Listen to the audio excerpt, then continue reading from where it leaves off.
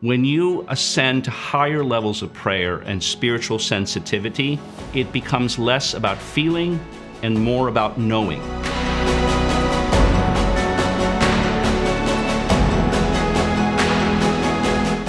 How to feel God's presence.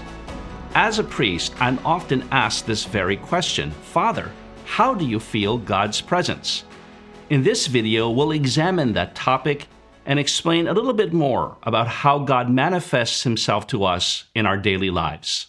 My name is Father Jerome Magat, and I'm the Vice Rector and a Professor of Moral Theology at St. Patrick's Seminary in Menlo Park, California. And in this video, we're going to look at the question about how to feel God's presence. It's a question that I'm asked often. And more often than not, the reason why people ask this question is if A, they're discerning a particular question in their life that they're trying to discern, or B, they want to make sure, have some guarantee that God actually is listening to their prayers. And they want some tangible feedback that their efforts to try to connect to God actually matter. But here's the trick. The difficulty with always seeking to feel God's presence is that, as we know from human experience, feelings are really fickle. They change all the time. And even from day to day, the way we feel about our loved ones and the way we feel about God and the way we even feel about ourselves can vary. So they're not always the most predictable barometer of knowing that God's presence is alive and well in one's life. So perhaps it might be easier or more reliable to rely less on our feelings, but something more tied to our knowing. In other words, knowing God's presence. As a child, I was taught three very basic and simple prayers. And there are many, many forms of these which you can look up online. They're very, very popular. They're acts of faith, acts of hope, and acts of love. And as I grew into adulthood, I came to really rely on those prayers, especially when I wasn't really feeling God or feeling connected to him. Now, you might think that as a priest, I often feel connected to God because of my state of life. But I'll share a little personal insight. That's not true.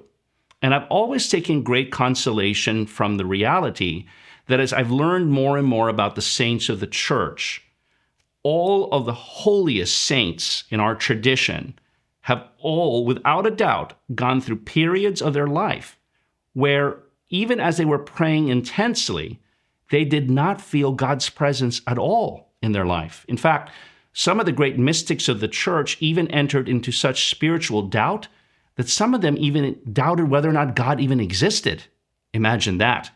So just to give you a sense of the horizon of this enterprise, if you feel nothing, some of the saints will tell us that, in fact, that is the sign of real, genuine prayer.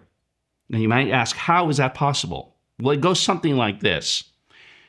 If you start praying, and during that time of prayer, you feel what I like to call the warm fuzzies of spiritual experience, okay, great. But then the real test in prayer comes is that when you go to pray and you no longer feel those warm fuzzies. You see, the saints will remind us time and again that the person who stays and commits to praying is actually receiving more merit from God because their prayer has ceased to be self-interested, receiving the warm fuzzies, and now the person praying is just there to be available to hear God's voice. It's a lot more powerful, if you like, in God's eyes to see someone who prays without necessarily getting the feedback that perhaps they so desire. I mean, that's a real varsity level prayer, if you ask me. But I know how most of us are, myself included. We like the warm fuzzies. They're nice. I mean, who doesn't like to feel good about what they're doing? But this is the real test of depth of prayer. But it goes even further. Feeling God's presence isn't always, in fact, it's often not just simply an internal fickle feeling that can be here today and gone tomorrow.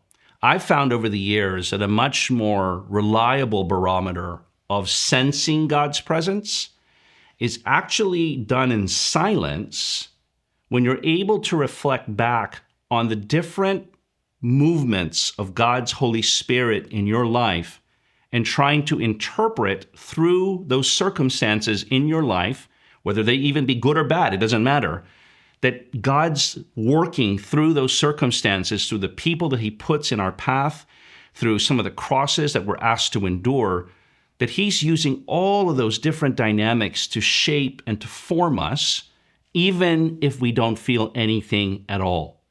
And over time, I've found it actually much more rewarding to see and be able to interpret that in God's providential care, everything that happens to us is never by accident. It's always within his loving gaze. And that should give us far more reliable consolation than those warm, fuzzy feelings that we prefer. I like to call those low-hanging fruit. When you ascend to higher levels of prayer and spiritual sensitivity, it becomes less about feeling and more about knowing.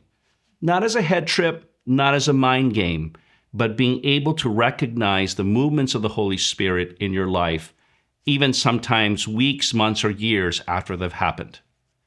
I hope that this video has been helpful in understanding the importance of feelings. They are part of the human experience, but not necessarily always the most reliable barometer of how God is acting in our lives. If you like this video and others like it, feel free to click on the link here.